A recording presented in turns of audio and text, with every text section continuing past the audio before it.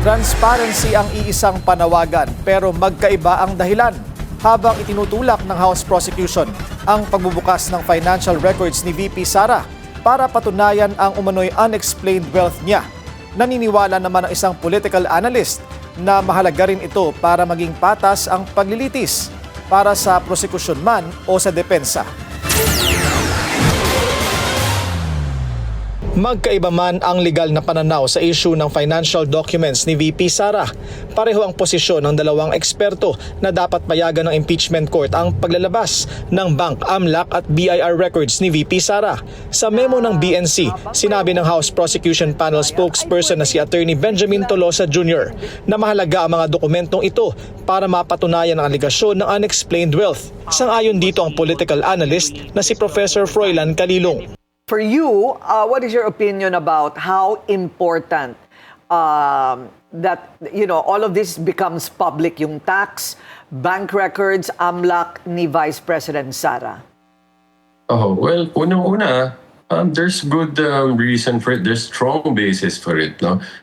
Tulad ho ng pinaliwanag ni Kong Shell Jokno kahapon, wala hong rason para hindi ito payagan, no? Dahil dito natin makikita yung buong katotohanan with respect to the assets and net worth of the Vice President, which goes into the meat of the charge for unexplained wealth. I agree naman doon sa binabanggit ni Congressman Shell Jokno yesterday as to why we really need to know about these things. In fact, we are in an impeachment court now. So it works both ways. It could be in favor also of the prosecution, and it may also be in favor of the defense.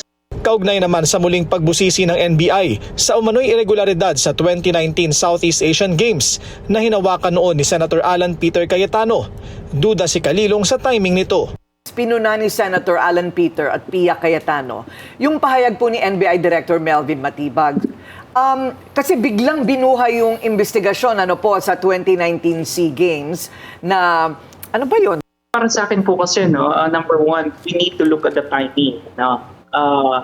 Ako, I really would agree with Senator Alan Peter Cayetano that the timing here is, I think, quite suspect.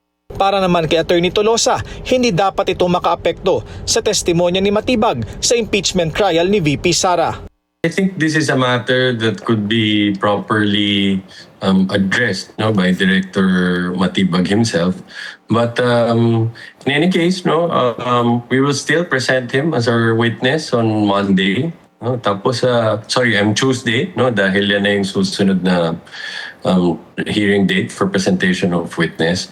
And at the end of the day, we trust that the senators will comply with their obligation under the rules to observe political neutrality, which also includes the obligation not to discriminate, unduly discriminate against any person.